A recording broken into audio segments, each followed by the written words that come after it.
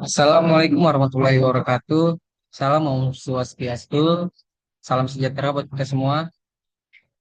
Saya Nafalil Ritonga dari Keras BIASR ingin mempresentasikan soal persoalan materi yang ke-9 yaitu Computing Components, Processors, Memory, the Cloud, and more.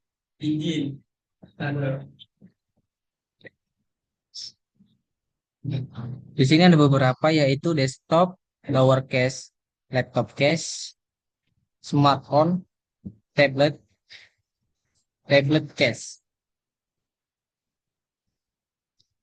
Selanjutnya ada komponen utama pada laptop dan desktop. Pada desktop yaitu bisa kita lihat seperti power supply, CPU, CD, hard disk, graphics, card in EGP bus, PCI, buses, motherboard. Dan laptop ada LCD, motherboard, prosesor, dan graphic chip. Yang pertama ada motherboard. Disebut papan sistem adalah papan sirkuit utama komputer yang berisi chip komputer, integrated circuits, dan transistor. Prosesor atau CPU menafsirkan dan prosesor atau CPU menafsirkan dan menjalankan instruksi-instruksi dasar yang mengoperasikan sebuah komputer yang terbagi menjadi dua, yaitu ada single core CPU dan multi core CPU. The control unit prosesor yang bertugas mengendalikan dan mengarahkan seluruh operasi komputer. CPU berfungsi seperti otak kecil yang mengatur alur kerja di dalam CPU. Arithmetic Logic Unit atau ALU. ALU adalah bagian dari prosesor yang melakukan operasi aritmatika dan logika. Machine Cycle. Fetching adalah proses mengambil instruksi program atau data dari memori. Dan decoding adalah proses menerjemahkan instruksi tersebut menjadi sinyal yang dapat dipahami komputer. Extracting adalah proses menjalankan atau melaksanakan instruksi yang telah diterjemahkan. Storing adalah proses menyimpan hasil eksekusi ke dalam memori atau bukan ke media penyimpanan.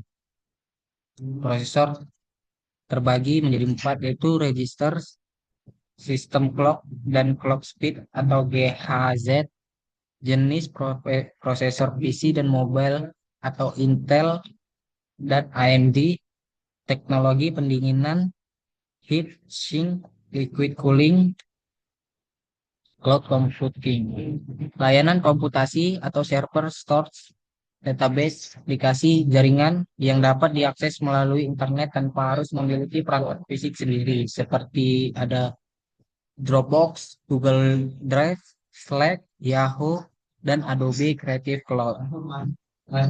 Keuntungannya yaitu accessibility, diakses dari mana saja dan kapan saja melalui internet, sehingga memudahkan pengguna bekerja tanpa berada di lokasi tertentu. Cost savings, mengurangi biaya karena tidak perlu membeli server dan perangkat keras sendiri. Dan keuntungnya lagi ada space savings. Tidak perlu menyediakan ruang PC untuk menyimpan perangkat atau server karena semua data disimpan di pusat data cloud. Dan yang terakhir ada scalability.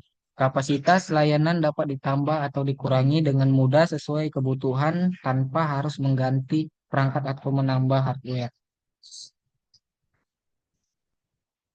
Data representation.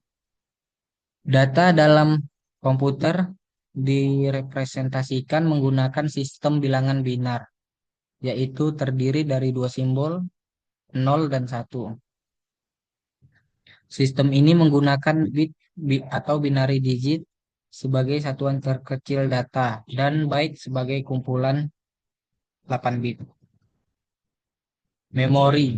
Memori adalah komponen penyimpanan yang berfungsi menyimpan instruksi dan data agar bisa diakses CPU, menyediakan tempat penyimpanan sementara selama program berjalan, menjaga agar prosesi komputasi berlangsung cepat dan efisien. Byte, satuan dasar penyimpanan data. Satu byte sama dengan 8 bit. Address, setiap byte dalam memori memiliki alamat unik. Alamat inilah yang memungkinkan CPU mencari data dengan cepat. Byte sama dengan kotak simpanan kecil, address sama dengan nomor rumah. Jenis-jenis memori. Yang pertama ada RAM, Random Access Memory, menyimpan data sementara ketika program berjalan. Ada dua yaitu DRAM dan SRAM. Dua, Cache Memory, memori sangat cepat yang berada dekat atau di dalam CPU untuk menyimpan data yang sering dipakai agar akses lebih cepat. Yang ketiga ada ROM, berisi instruksi permanen atau tidak hilang saat mati, dan ROM bersifat non-volatile atau data tetap tersimpan. Flash memory, memori non-volatile seperti USB, SSD, dan kartu SD. CMOS, memori kecil yang digunakan untuk menyimpan konfigurasi sistem seperti jam, tanggal, pengaturan BIOS. Ada adapter card atau kartu tambahan.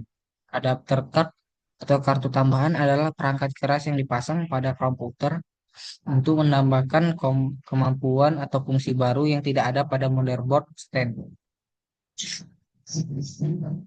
Expansion slot. Expansion slot adalah slot khusus untuk motherboard yang digunakan untuk memasang kartu tambahan.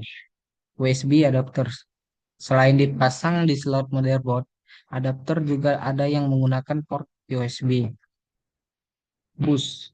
Bus adalah jalur elektronik di dalam komputer yang digunakan untuk mengirimkan data, instruksi, dan sinyal kontrol antar komponen seperti CPU, memori, dan perangkat lain. Jenis-jenis bus, sistem atau front-side bus, menghubungkan CPU dengan memori utama. Kecepatan bus ini sangat mempengaruhi kinerja komputer. Backside bus, bus yang menghubungkan CPU dengan chassis L2 atau L3. Expansion bus, menghubungkan CPU atau motherboard dengan perangkat tambahan atau adapter card. Power supply and batteries.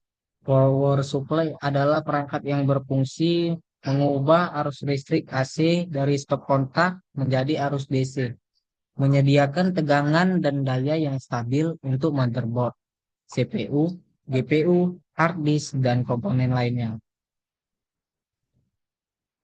Sekian dari saya, terima kasih.